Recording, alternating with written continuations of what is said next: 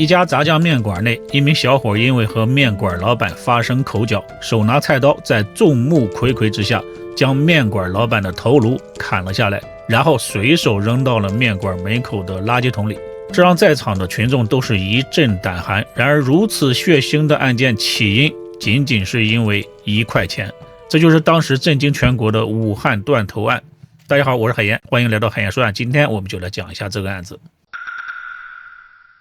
湖北省武汉市武昌火车站附近有一家名叫武汉炸酱面的面馆，面馆的老板名叫姚永胜。虽然面馆的口味一般，但是胜在便宜实惠。2017年2月18日中午12点多，面馆来了3名年轻客人。当时刚过了元宵节，湖北的温度还是很冷的，很多人还都穿着棉衣，而这3个人身上的衣服非常的单薄，听口音并不是本地人。这3人呢，一看就是刚刚下火车来武汉打工的外地人。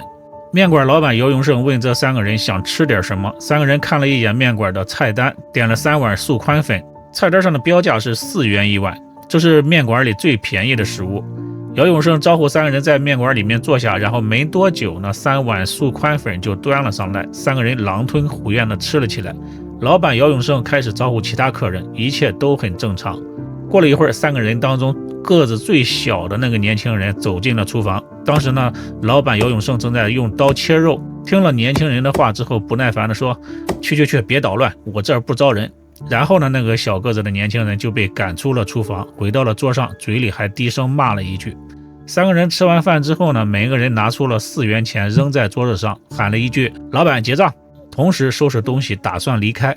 老板姚永胜扔下了手上正在切肉的菜刀，走过来数了数桌上的钱，他说钱不够，3碗粉一共15块钱，还少3元钱。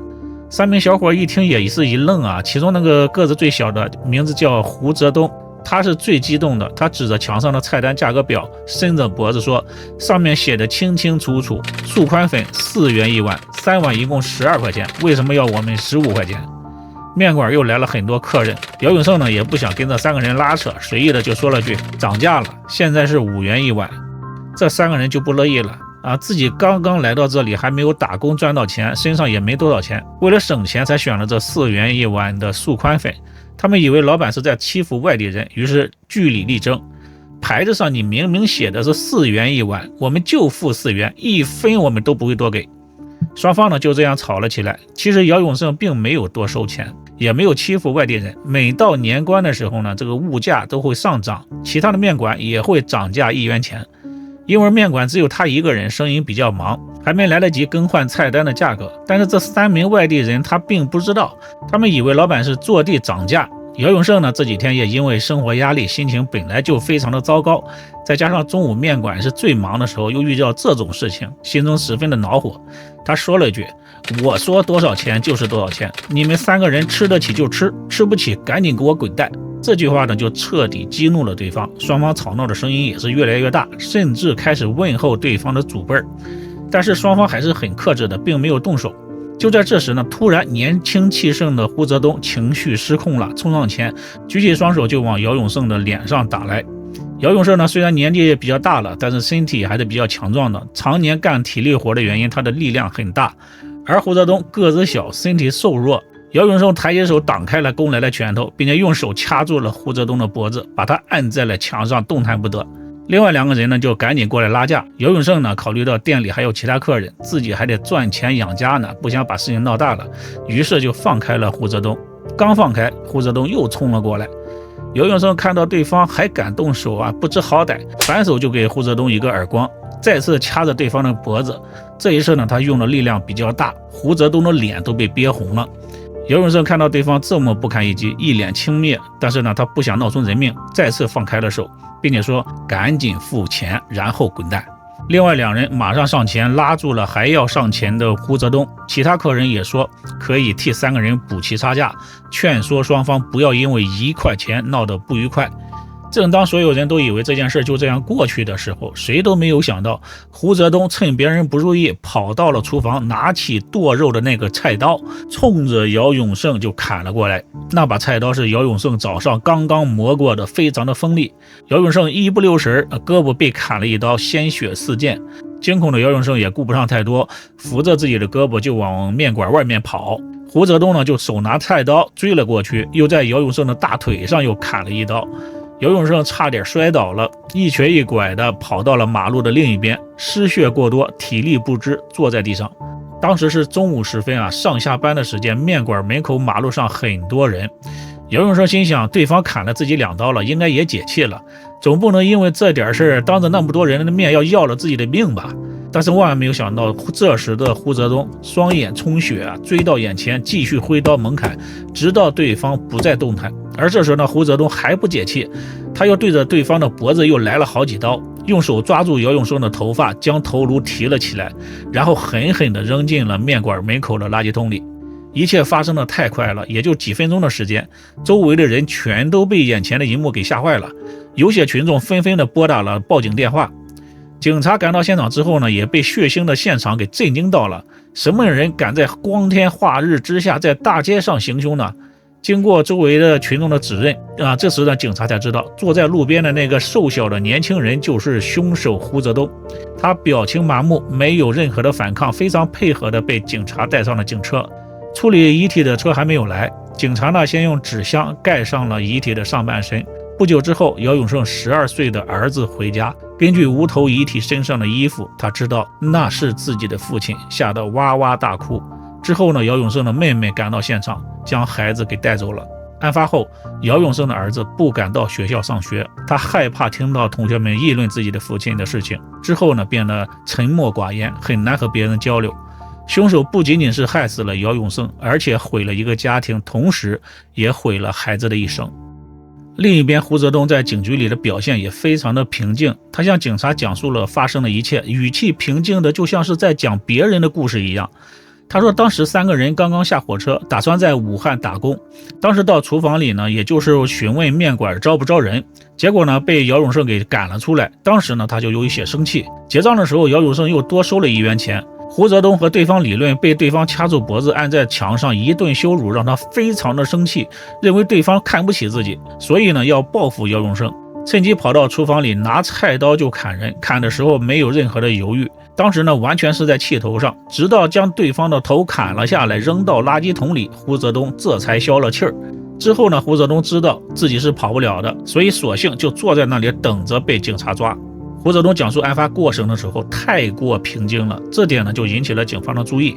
正常人在做过这些事情之后，怎么可能表现得这么平静呢？经过调查，果然这个胡泽东承认自己是有精神病的，并且还是那种有症的。随后呢，他出示了自己的残疾证，上面的残疾类型是精神病，而且是2级精神病。在中国，精神病分为4个等级，1级是最为严重，而胡泽东属于2级精神病，属于比较严重的那种。随后呢，警方也调查了胡泽东的身份信息。胡泽东案发时22岁，四川达州宣汉县三屯乡龙虎村人。小时候呢，发育迟缓，身材比较瘦小，而且大脑发育不全，也就是我们常说的轻度智障。2010年10月25日，宣汉县残疾人联合会给胡泽东颁发了残疾证，上面标明了是属于2级精神残疾，监护人是他的父亲胡大平。因为家庭贫困，胡泽平初中没有上完，16岁就辍学外出打工。刚开始呢是跟着父亲和堂兄一起在福建打工。他的病情时好时坏，正常的时候呢就跟正常人差不多，如果是犯病了，那就是六亲不认。2015年，胡泽东将自己的父亲打成重伤，父亲在家里养了好几个月的时间才好。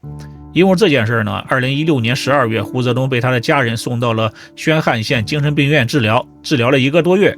出院之后，他拒绝和父亲、堂兄一起去打工，自己一个人外出打工。由于他的脾气非常的暴躁，不论在哪里工作都干不时间长，最后总是被辞退。2017年春节，胡泽东没有赚到钱，回到家里呢，向家里人要钱，家里没给，于是呢又跟家里人打了一架。之后和2位好朋友一起坐火车来到了武汉。2017年2月18日，来面馆之前，胡泽东先去了一家鸡排店，询问那里招不招人。在面试的过程当中呢，鸡排店老板发现胡泽东这个人不太正常，于是就打发他离开。没想到的是，胡泽东向鸡排店老板借200块钱。胡泽东的这一操作，鸡排店老板也没看懂，先是懵了一下，然后就毫不犹豫地拒绝借钱。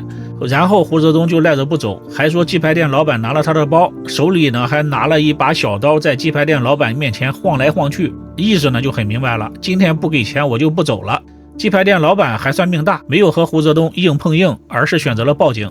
警察来到之后呢，经过调解这个胡泽东才离开了，随后就去了面馆，然后就发生了命案。警察呢也调查了被害人姚永胜，发现这也是一个可怜人。姚永胜案发时42岁，湖北武汉本地人，他是家里的老大，下面还有一个弟弟一个妹妹。不幸的是呢，1998年他的弟弟因为下水救人不幸离世，父亲因为弟弟的事情呢先后病倒了。为了给父母治病，姚永胜欠了20多万的外债。为了还债，姚永胜拼了命的打工，曾经到河南和山西当矿工挖煤，干了整整10年。后来经人介绍和前妻结婚，生下了儿子。但是好景不长，2012年2人离婚，儿子由姚永胜独自抚养。原本来呢，他一直在外面打工，但是后来考虑到父母的年龄是越来越大，身体也越来越差，为了能够照顾父母呢，姚永胜回到了武汉，以每月1000元的价格租下了这个房子，开了这家炸酱面馆。为了养家还债，姚永胜呢是每天早上4点起床，晚上10点才回家，赚的钱也只能勉强糊口。案发当天早上，姚永胜呢还给自己的妹妹发短信借5000元，目的是先给病重的姑妈还债。没想到呢，到了中午的时候就被人当众斩首，而且凶手还是一名精神病。此案当时轰动了全国，引起了人们的讨论。人们讨论最多的是精神病杀人犯法吗？会被判死刑吗？2017年12月15日，此案在武汉市中级人民法院开始审理。法庭上，被害人家属提出了100万元的赔偿诉求。被告人胡泽东表示愿意赔偿，但是自己的经济条件也很差，只能赔偿4000元。他的辩护律师在法庭上说，胡泽东是精神病人，属于弱势群体，作案后呢没有逃离，有一定的自首情节，请求法院给予轻判。而检方反驳说，被害人姚永胜拼命工作，给父母看病，还要养育儿子，他难道不是弱势群体吗？而且胡泽东作案时手段极其残忍，作案时并没有完全丧失自控能力。